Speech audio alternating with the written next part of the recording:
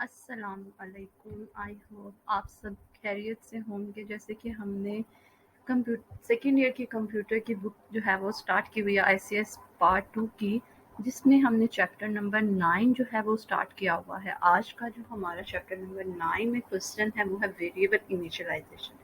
आज के इस लेक्चर में हम देखेंगे कि वेरिएबल इनिशियलाइजेशन क्या है, इसको कैसे यूज़ किया जाता है, इसको यूज़ करने का पर्पस क्या है, ये सारी चीज़ें, इसके एग्जांपल्स क्या हैं, ये सारा कुछ जो है वो आज के इस लेक्चर में देखेंगे। चलें जी, स्टार्ट करते हैं हम अपना लेक्चर। व्हाट इज क्वेश्चन देख लेते हैं। क्या जी हमारे पास क्वेश्चन है जी। क्वेश्चन क्या है हमारे पास है जी, what is variable initialization, explain with example. ठीक है, हमने देखना है वेरिएबल इनिशियलाइजेशन क्या है। ठीक है, और इसकी एग्जांपल्स भी देखेंगे। The process of assigning a value to a variable at the time of declaration is known as variable initialization। चलिए जी देख लेते हैं। पहले हमने लास्ट लेक्चर में देखा था कि वेरिएबल डिक्लेरेशन क्या है। वेरिएबल डिक्लेरेशन अगर याद हो, आपने लास्ट लेक्चर लिया हो, तो उसमें मैंने बहुत ब्रीफली जो है वेरिएबल डिक्लेरेशन को एक्सप्लेन किया था। ठीक है, इसमें क्या है, वेरिएबल डिक्लेरेशन में क्या है कि हम क्या करते हैं कि डेटा टाइप, ठीक है, उस वेरिएबल का नेम, फर्स्ट पे हम क्या लिखते हैं, डाटा टाइप। डाटा टाइप क्या है हमारे पास, इंट है, उस वेरिएबल का नेम लिख दिया। ये क्या थी हमारे पास वेरिएबल डिक्लेरेशन। याद हो तो ये क्या थी कि डाटा टाइप बतानी है हमने और साथ में वेरिएबल नेम बता देना है, तो ये हमारे पास क्या बन जाती है, वेरिएबल डिक्लेरेशन। ठीक है, data type with variable name. अब वेरिएबल क्या कह रहे हैं कि अब इस वेरिएबल डिक्लेरेशन को अगर हम कोई वैल्यू साथ में ही, वेरिएबल डिक्लेरेशन के साथ जब हम वेरिएबल को डिक्लेयर कर रहे होते हैं उसके साथ ही अगर हम इस वेरिएबल को कोई वैल्यू दे देते हैं, तो वो वैल्यू जो देंगे तो वो क्या कहलाएगा, वेरिएबल इनिशियलाइजेशन। फॉर एग्जांपल, अब मैंने ये क्या किया कि ये मैंने वेरिएबल को डिक्लेयर किया। अब मैं इस वेरिएबल के साथ ही, फॉर एग्जांपल मैं इसको क्या कोई वैल्यू दे देती हूँ, इसको मैं क्या 10 वैल्यू देती हूँ, ए को क्या दे दिया 10 वैल्यू। अब मैंने क्या किया कि वेरिएबल डिक्लेरेशन के साथ ही मैंने इस वेरिएबल को क्या दे दी, वैल्यू भी असाइन कर दी, तो ये क्या कहलाएगी, वेरिएबल इनिशियलाइजेशन। और सेमी कॉलन आपने लास्ट पे, सी की हर स्टेटमेंट के लास्ट पे ये सेमी कॉलन लगाना नहीं भूलना। ठीक है, समझ आ गई। The process of assigning a value, ठीक है, to a variable at the time of declaration. ये हमने डिक्लेरेशन, वेरिएबल डिक्लेरेशन के ही टाइम पे क्या किया, हमने इक्वल का साइन लगा के, ये इक्वल के साइन को असाइनमेंट ऑपरेटर बोलते हैं। ठीक है, इस साइन को क्या बोलते हैं, असाइनमेंट ऑपरेटर।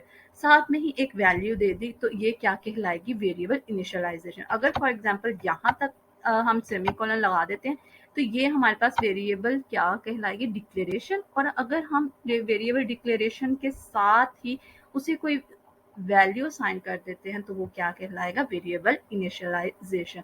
जरूरी नहीं है कि आप सिर्फ इससे 10 दें, आप कोई भी वैल्यू जो है, जो आप प्रोग्राम में यूज करना चाहते हैं, आप कोई भी वैल्यू इसको असाइन कर सकते हैं। The equal sign is use to initialize a variable. ठीक है, इक्वल साइन जो हमने यूज किया है वो क्या शो करवाया कि वेरिएबल को इनिशियलाइज करवा रहा है, कि मतलब हमने इस वेरिएबल को कोई वैल्यू असाइन कर दी है। ठीक है, variable name is written on left side and the value is written on the right side of equal sign. आपने ये हमेशा याद रखना है कि वेरिएबल जो का नेम जो है वो हमेशा हमेशा जो है वो लेफ्ट साइड पर आना चाहिए, और वेरिएबल की वैल्यू जो हम उसको असाइन करेंगे वो हमेशा राइट साइड पर आनी चाहिए। आपने कभी भी वेरिएबल इस तरह नहीं करना कि 10 पहले लिख दिया, उसके बाद जो है राइट साइड पे आपने क्या लिखा, इंट। ठीक है, ये थोड़ा कंप्रोमाइज कर लें, ये माउस के साथ लिख रही हूँ तो वो ठीक से लिखा नहीं जा रहा। आप कुछ इस तरह से आप वैल्यू देंगे, ये हमारी वैल्यू गलत है। हमेशा जो है वेरिएबल नेम को हमने जो है वो हमेशा लेफ्ट साइड पर डिक्लेयर करना है, और जो उसकी वैल्यू है उसको हमेशा राइट साइड पर लिखना है। ठीक है, अच्छा जी, the compiler automatically allocates the required memory for the variable when it is declared. ठीक है, ये हमने ऊपर भी पढ़ा था कि जब हम वेरिएबल को डिक्लेयर कर रहे होते हैं तो साथ में इसके डाटा टाइप भी बता देते हैं। तो कंपाइलर जो है वो ऑटोमेटिकली हमें बता दिया गया है कि जब भी हम किसी वेरिएबल को उसकी डाटा टाइप इंट रखते हैं तो उसने मेमोरी में कितनी लोकेशन जो है, कितनी स्पेस जो है वो ऑक्यूपाई करनी है, ये किससे पता चलता है? हमें उस वेरिएबल की डाटा टाइप से। ठीक है, अब इंट है तो इसने हमेशा 2 बाइट जो है वो मेमोरी में स्पेस ऑक्यूपाई करेगा। ठीक है, वो कंपाइलर जो है ऑटोमेटिकली मेमोरी में स्पेस रखवा लेता है। ठीक है, द मेमोरी लोकेशन में already contain some data that is meaningless for the program. अच्छा, अब क्या होता है कि हमारे पास अगर हम इस टाइम पे इस फॉर एग्जांपल मैं सिर्फ ये वेरिएबल को सिर्फ डिक्लेयर करवा देती हूँ। ठीक है, मैं क्या करती हूँ कि वेरिएबल को सिर्फ डिक्लेयर करवा देती हूँ। हमने पढ़ा है ना वेरिएबल डिक्लेरेशन कैसे होती है।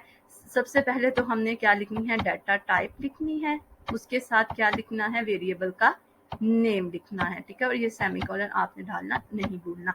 अब इससे क्या होगा, जब ये वेरिएबल जो है मेमोरी में अपनी स्पेस ऑक्यूपाई करेगा तो उसमें क्या होगा कि जहां पर इसको लोकेट किया जा रहा है ए को, हो सकता है कि ऑलरेडी पहले उसमें कोई और वैल्यू जो है वो मौजूद हो। ठीक है, इस ए में जो हमने डिक्लेयर किया है वेरिएबल मेमोरी में, इस लोकेशन पर कोई और वैल्यू जो है वो पड़ी हो, पहले गार्बेज, उसको क्या बोलते हैं, गार्बेज वैल्यू। अगर वो गार्बेज वैल्यू पड़ी है तो हमारा क्या होगा कि जब भी हम ए यूज करेंगे, इधर कोई वैल्यू असाइन नहीं करते, तो ऑलरेडी पहले से जो मेमोरी में वैल्यू पड़ी है तो ए जो है वो उसको यूज करना स्टार्ट कर देगा, जिससे हमारा रिजल्ट जो है वो गलत आने के चांसेस होते हैं। इसलिए हम प्रेफर करते हैं कि जब भी वेरिएबल को डिक्लेयर करें उसके साथ ही हम वेरिएबल को कोई वैल्यू असाइन कर दें। ठीक है, वो क्या कहलाएगी फिर, वेरिएबल इनिशियलाइजेशन। ठीक है, meaningless program for the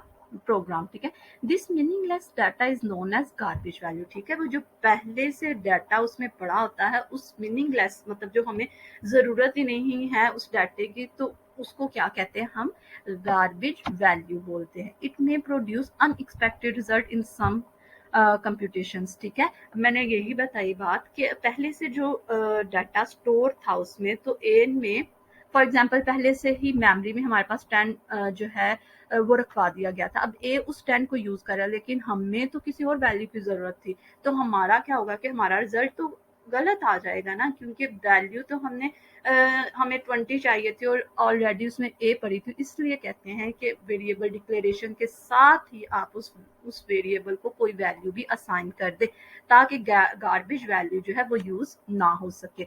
all variables should be initialized to avoid this problem। ठीक है, अब क्या है जी, all variables should be initialized to avoid this problem। जब आप सारे के सारे वेरिएबल्स को इनिशियलाइज करवा देंगे, इनिशियलाइज का क्या मतलब है कि आप वेरिएबल्स को साथ में ही कोई वैल्यू दे देंगे, डिक्लेरेशन के साथ ही उसे कोई मतलब ये देखिए इस तरह डिक्लेरेशन के साथ ही उसको कोई वैल्यू असाइन कर देंगे, तो इससे क्या होगा, हमें ये प्रॉब्लम फेस करने की जरूरत नहीं पड़ेगी। ठीक है, उसके बाद क्या है जी, एग्जांपल्स, सिंटेक्स देख लेते हैं। सिंटेक्स क्या है, ये देखिए डाटा टाइप है, क्या है हमारे पास टाइप, ये क्या है हमारे पास डाटा टाइप है।